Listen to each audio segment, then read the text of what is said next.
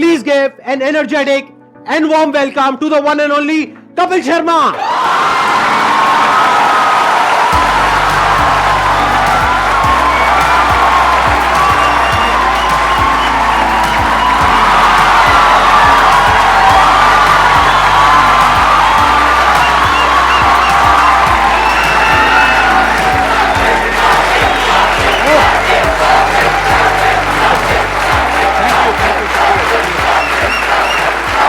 Please, thank you. Thank you इतने प्यार के लिए, मोहब्बत के लिए। क्या एनर्जी आप सबकी, वाह।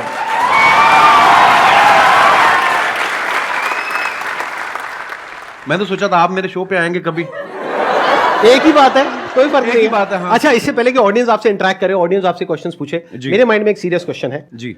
आज से 10 साल पहले आपने अपने करियर की शुरुआत करी थी। मैंने देखा 2013 में कॉमेडी नाइट्स विद कपिल के नाम से आपका शो आया था।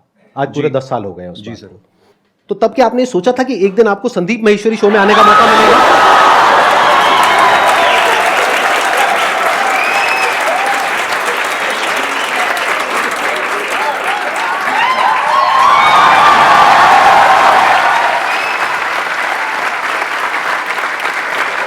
मैं सर आपके वीडियोस देखता रहता हूँ, बहुत अच्छा बोलते हैं आप और बहुत बहुत अच्छा मोटिवेट करते हैं स्टूडेंट्स को, यंगस्टर्स को। मुझे बड़ा अच्छा लगता है। और मैंने 3 महीने के लिए अपना शो बनाया था, पता नहीं चला कब 10 साल हो गए। लोगों का प्यार है और आप सबकी, लोग बहुत प्यार करते हैं सर आपको।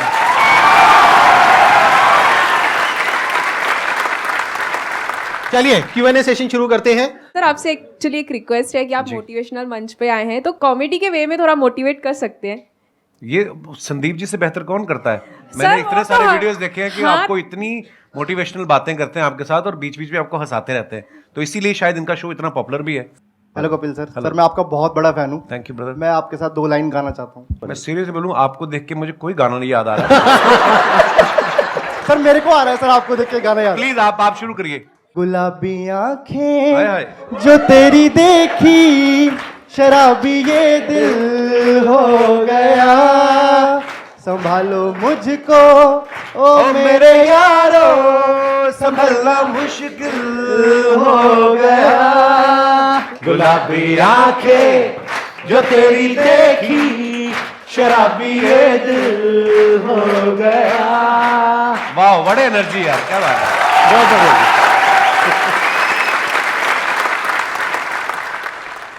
सर मैं बहुत ज्यादा बोलती हूँ, बहुत ज्यादा, हद से ज्यादा बोलती हूँ। भगवान उसका भला करे जिससे आपकी शादी होगी।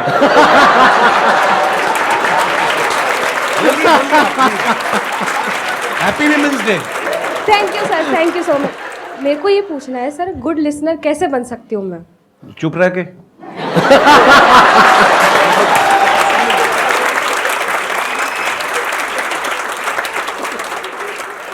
मेरा एक क्वेश्चन था कि आजकल जैसे इंस्टाग्राम पे भी बहुत सारे इन्फ्लुएंसर्स बढ़ रहे हैं, तो कुछ ही टाइम में उनका कंटेंट की कमी हो जाती है, तो आप इतने साल से रेगुलरली कर रहे हैं, तो आप कैसे अपने आप को रेलेवेंट रख रहे हैं और हम सबके लिए मतलब अभी भी इतना एंटरटेन कर रहे हैं, और कैसे कर पा रहे हैं? मुझे ऐसा लगता है आज से जब 15 साल 16 साल पहले जब नेशनल टीवी पे हिंदी में काम शुरू किया था, तो मेरे खुद के दोस्त बोलते थे कॉमेडी बड़ी हो चुकी है, अब नहीं होगी। मैं कहा ऐसे तो सांस भी बड़े ले चुका है ना।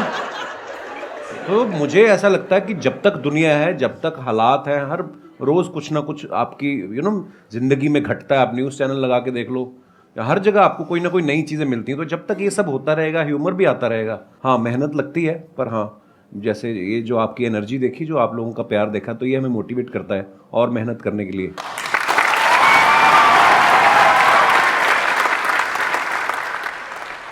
मैं आप दोनों से जानना चाहता हूँ, क्या आपने जो सोचा था, जो मैं इस प्लेटफॉर्म पे यहाँ तक पहुँच जाऊँगा तो मैं ये कर सकता हूँ, ये कर सकता हूँ, ऐसा होगा वैसा होगा, क्या आज वैसा हो रहा है? मुझे लगता है बिल्कुल वैसा हुआ है और शायद उससे कहीं ज़्यादा हुआ है। मैं बड़ा फॉर्चुनेट हूँ, मैं बड़ा ब्लेस्ड हूँ और मुझे ऐसा लगता है कि जितना सोच के आए थे उससे कहीं ज़्यादा मिला है। पर हाँ, वो मेहनत करते रहना चाहिए आपको, क्योंकि उसका कोई अल्टरनेट नहीं है। आज भी मैं अपने शो के लिए उतनी ही मेहनत करता हूँ, आज भी मैं अपनी टीम के साथ बैठता हूँ। मुझे तो ऐसा लग रहा है कि जो मैंने सोचा था शायद उससे ज़्यादा ही हो रहा है। देखो बेसिकली क्या होता है कि जब हम किसी भी काम को शुरू करते हैं ना, तब हमने ऐसा नहीं सोचा होता कि इतने टाइम बाद ऐसा होने वाला है। अब अगर इन्हीं का एग्जांपल देखा जाए, जब आपने शुरू किया था तब आई एम 100% श्योर आपने ऐसा सोचा भी नहीं होगा कि एक दिन मेरा शो होगा, ये होगा, वो होगा। Never. ऐसा कुछ कभी नहीं सोचा था नहीं, आपने? मुझे था कि इसमें देख तो एपिसोड में भी आ गया ना मैं, हाँ, हाँ। तो अपने लाइव शोज लगने शुरू हो जाएंगे, हाँ। और बस मजा करेंगे। फिर उसके उस सीरीज के विनर हो गए, हाँ। फिर उसके बाद दूसरे शोज ऑफर होने लग गए, और उसके बाद फिर लगा कि यार एक ऐसा शो बनाते हैं जिसमें सारे एलिमेंट्स हों ये, और वाकई इंसान कभी नहीं सोचता। और फिर उसके बाद में इनका शो हो गया और इतना शो भी अच्छा खासा चलने लगा, करने लगा। उसके बाद में मूवीज में आ गए। अब अभी इनकी एक और एक मूवी आने वाली है। प्रोड्यूसर बन गए, फ्लॉप हुए, खतरनाक बड़ी सारी चीजें होती हैं। और अभी भी आपकी एक मूवी आने वाली है नेक्स्ट। अभी भी देखो, अभी जो मूवी आ रही है सीरियस मूवी है, मतलब सीरियस इन द सेंस कि मैं ऑलरेडी जो टीवी पे कर रहा हूँ उससे बिल्कुल अलग है, तो लोग उसमें भी बड़ा हैरान पाओ अच्छा लग आ रहा है। हालांकि जो मेरे जानने वाले हैं, जो मेरे दोस्त हैं, जो करीबी हैं, उनको कोई वो नहीं हुआ शौक, क्योंकि उनको पता था कि I am very good actor. तो बिल्कुल संदीप जी ने सही कहा, बहुत सारी चीजें होती जो हम लोग हमारे बियॉन्ड में हमने एक्चुअली नहीं सोची होती। इसको आप इस तरीके से देखो कि जैसे जैसे हम लाइफ में आगे बढ़ते हैं ना, तो हमारी जो विजन है वो बड़ी होती है। बिल्कुल। जब अभी अगर आप अपनी बात करो तो आपकी विजन इतनी सी है, तो आपको लग रहा है कि मैं बस इतना ही कर सकता हूं। जब वहां पहुंच जाओगे तो विजन और बढ़ जाएगी। फिर एक ऐसा पॉइंट आ जाता है जब विजन आपकी 360 डिग्री हो जाती है, तब आपके अंदर से आने लग जाता है कि यार मैं कुछ भी कर सकता हूं।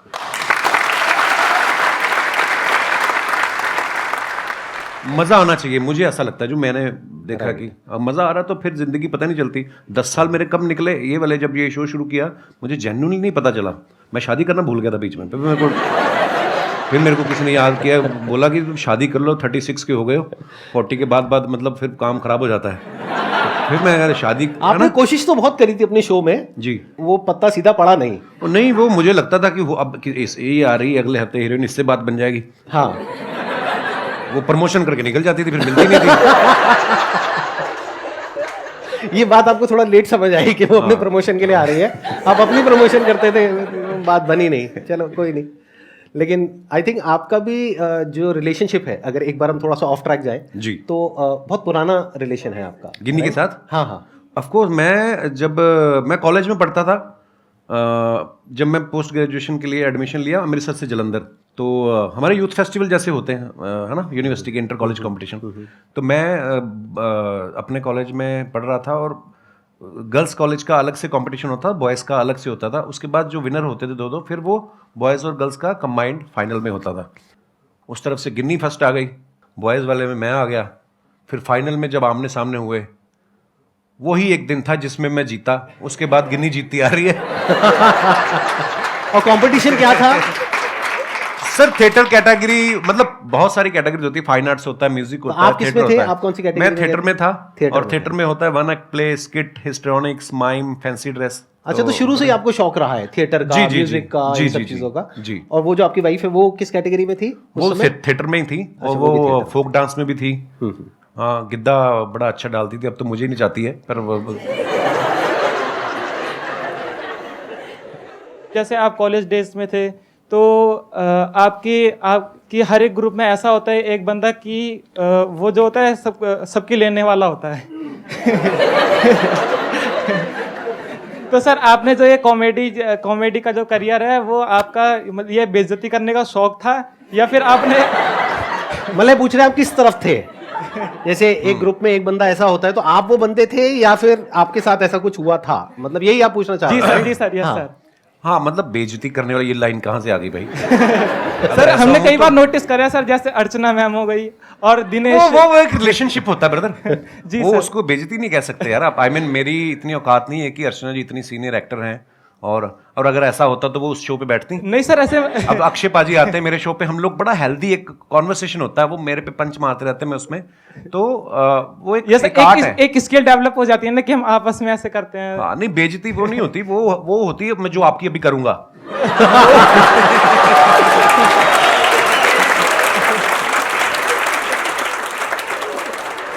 मैं स्कूल में ऐसा नहीं था, बिल्कुल कॉलेज में भी ऐसा नहीं था।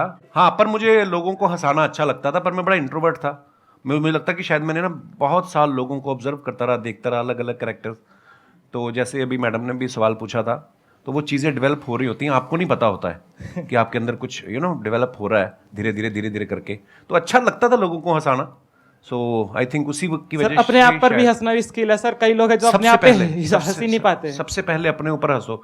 एक मैं आपको मंत्र बताऊं छोटा सा, अगर आपको लगे ना कि यार मेरे बारे में लोग क्या कहेंगे, सबसे पहले अपने बारे में खुद ही कह दो।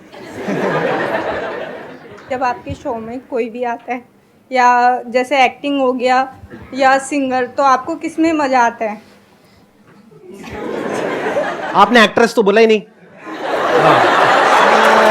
मेन मजे वाली बात है, सिंगर है। सिंगर के साथ ज़्यादा मज़ा आता है या हाँ, मुझे एक्चुअली क्योंकि पर्सनली मुझे म्यूजिक का बहुत शौक है।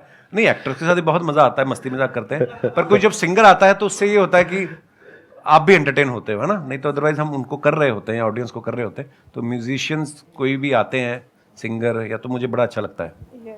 Thank you. क्वेश्चन मेरा ये है, जैसे कि सर वैसे मैं डिजिटल मार्केटिंग करता हूँ और क्या कहते हैं मिमिक्री वगैरह भी कर लेता हूँ मैं। अच्छा जी। बट मैं क्या है, मैं कहीं चैनल वगैरह पे किसी चीज़ पे मैंने कोई चैनल वगैरह नहीं बनाया। वैसे क्लाइंट के लिए हम लोग ये काम करते हैं, तो उनकी जो सोशल मीडिया अकाउंट है मैं अच्छे खासे रीच उन पे ला सकता हूँ, बट मेरे को टाइम नहीं मिल पाता। ऐसा भी नहीं है, बहुत कुछ करता हूँ, मतलब समझ में नहीं आता कि टाइम क्यों नहीं मिलता अपने लिए, अगर निकालना चाहूँ तो।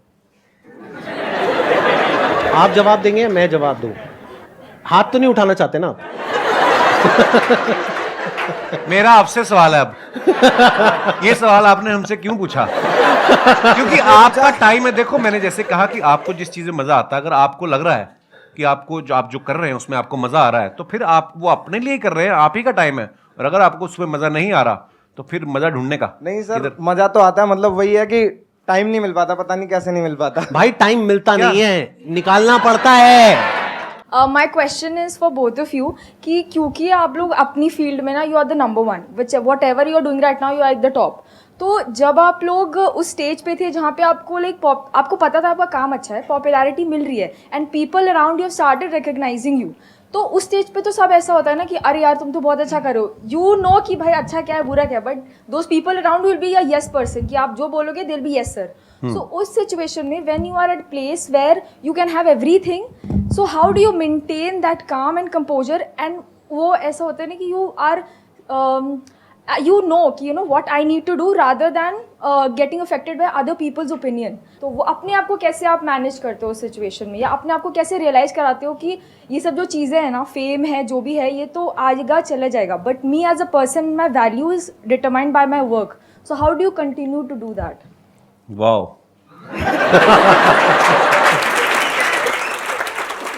आपका सवाल भी जो है मैं समझ पाया हूँ, वो एक ही लाइन में चाहे आप पूछ सकती थी, आपने 36 लाइनें बोली हैं, पर वो भी मजा आया आपकी बात सुन के। पता क्या होता है, लोग बड़ा चढ़ाने वाले भी बहुत होते हैं। जब आप थोड़ा थोड़ा कुछ कहीं राइज करना शुरू करते हैं, बड़े लोग होते हैं, पाजी आपका तो जवाब ही नहीं है। कॉम्प्लीमेंट ले लो, लेने का मजे करो, मिल रहा है ना, कुछ कुछ ले तो नहीं रहा आपसे, उसको सीरियसली लेना। और सबसे इंपॉर्टेंट चीज, जब आप क्रिटिसाइज होते हो, जब आपको कोई अब कैरेक्टर्स देख लो आप, आज अगर कोई सेंचुरी मारता है, उसके घर के बाहर जाके ढोल बजा रहे हैं, अगले मैच पे वो 0 पे आउट हो जाए तो कीचड़ भी फेंक आते हैं। अपने लोग बड़े इमोशनल हैं, प्यार करेंगे दिल से करेंगे, गाली भी देते दिल से करेंगे। सो ना तो खुशी में ज़्यादा, एक्साइटमेंट में ज़्यादा उछलने का, और ना ही अगर आपको कुछ बुरा दिन निकल रहा है, हर दिन एक जैसा नहीं होता ना, तो उस दिन ज़्यादा टेंशन भी नहीं होने का। और ये चीज़ें ना शायद उम्र के साथ आती हैं। मैं पहले ऐसा ही था, मेरे को कोई ट्विटर पे एक गाली देता था, मैं 10 देता था उसको ना तो वो धीरे धीरे समझ आ जाती है। आई थिंक उसका उम्र का भी उसमें वो बड़ा होता है। आप जैसे जैसे लाइफ में ग्रो करते हैं, परिवार वाले हो जाते हैं, बच्चों वाले हो जाते हैं, ये चीज़ें जो उम्र के साथ आती हैं वो उसी के साथ आती है। सो हाँ, कोई भी चीज़ परमानेंट नहीं है, ना आपका फेम, ना आपका ना आपकी तारीफ जो है वो परमानेंट है, ना ही आपका क्रिटिसिज्म जो है परमानेंट है। सो बस रिलैक्स रहने का। और ये चीजें ना कई बार टाइम के साथ साथ ही समझ आती Actually. है। मतलब अगर आप ये एक्सपेक्ट करोगे कि मेरे को या इनको एक पर्टिकुलर एज पे ये सब कुछ समझ आ जाता 10 साल 15 साल पहले, तो ऐसा नहीं होता है। ऐसा नहीं होता। जब हम वो चीज कर लेते हैं और वो गलतियां करते हैं उस तरह की, राइट, कि जब वो दिमाग पे चढ़ता है। अगर कोई आपको कहता है ना कि हाँ सक्सेस फेम दिमाग पे नहीं चढ़ता है, झूठ बोल रहा है वो इंसान। सबके चढ़ता है, सक्सेस भी दिमाग पे चढ़ता है और फेलियर भी दिमाग पे चढ़ता है। हाँ, तो जब ये दोनों चीजें दिमाग पे चढ़ती है और हावी होती है, तब हमें अंदर से समझ आता है कि अच्छा इसकी वजह से क्या गड़बड़ हो रही है। फिर इंसान धीरे धीरे उसको हल्के फुल्के तरीके से लेने लग जाता है। हाँ, एक टाइम के बाद कोई चीजें आपको इफेक्ट नहीं करती, आप मर जाते हो।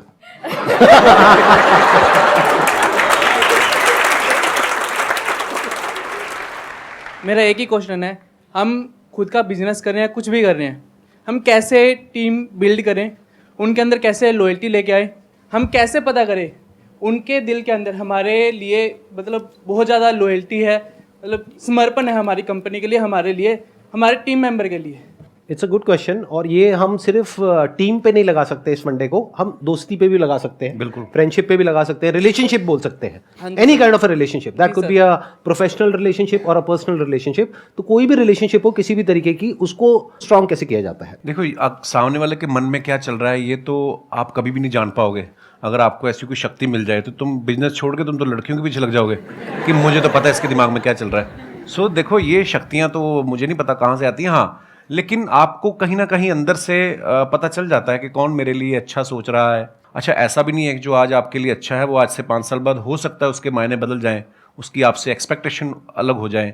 जो मेरे भी बहुत ऐसे मेरे दोस्त हैं, आज भी मेरे वही दोस्त हैं स्कूल कॉलेज के, पर कई दोस्त ऐसा भी होता है कि वो आपसे कुछ और उम्मीद करने लग जाते हैं। यू नो, समय बहुत बड़ी चीज़ है, समय के हिसाब से आपके विचार भी बदलते हैं, सब कुछ होता है। पर हाँ, अगर आपको ये जानना है कि ये मेरे लिए कितना लॉयल है तो ये सोचना छोड़ दो, आप अपना 100% उसको दे दो। जब वो देखेगा कि आप उसको कितनी मोहब्बत से इसको ट्रीट कर रहे हो तो वो सेम शायद बदले में आपको ऐसा मिलेगा।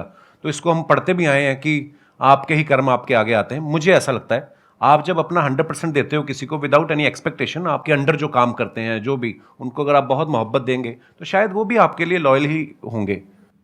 मेरा अपना टेक ये है कि अच्छे टाइम में कभी भी एक रिलेशनशिप की पहचान नहीं होती है। एक्चुअली अच्छे टाइम में तो सब अच्छे हैं, दोस्त भी अच्छे हैं, रिश्तेदार भी अच्छे हैं, टीम वाले भी अच्छे हैं, सब कुछ अच्छे हैं।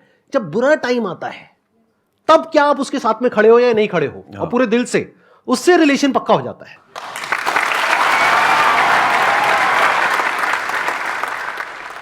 मैं आप दोनों की बहुत बड़ी फ़ैन हूँ। Thank you. प्लस आप दोनों ही बहुत पॉजिटिव पीपल हो, लाइक अगर देखें तो किसी को हंसा सकते हो बहुत इजीली और मोटिवेट भी कर सकते हो अपनी कॉमेडी से और अपनी बातों से। सब अग्री करेंगे कि हम कोई भी काम स्टार्ट करते हैं तो हम बहुत इम्पेशेंट हो जाते हैं उस चीज़ को लेके। तो आप इम्पेशेंट आप दोनों भी होते होंगे, तो आप कैसे डील करते हो उस चीज़ से, दोनों? लाइफ में जो सबसे बड़ी क्वालिटी हम सबके अंदर होनी चाहिए, जो आई एम 100% श्योर इनके अंदर भी है, और वो लोग जो आगे बढ़े हैं लाइफ में सबके अंदर है।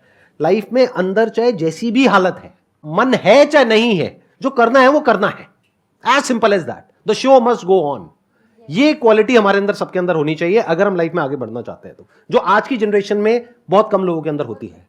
हम क्या सोचते हैं, काम को शुरू करते हैं, रिजल्ट नहीं आया, छोड़ो बेकार है, फिर किया नहीं आया, बेकार है। बेकार है क्या होता है, करना है तो करना है ना। आगे सर आपकी बारी। सेम। मुझे पता था ऐसे कुछ आने वाला है यहाँ से। Thank you so much sir यहाँ पर आने के लिए। थैंक यू, मुझे बहुत मजा आया आपसे मिल करके। थैंक यू, बहुत बढ़िया।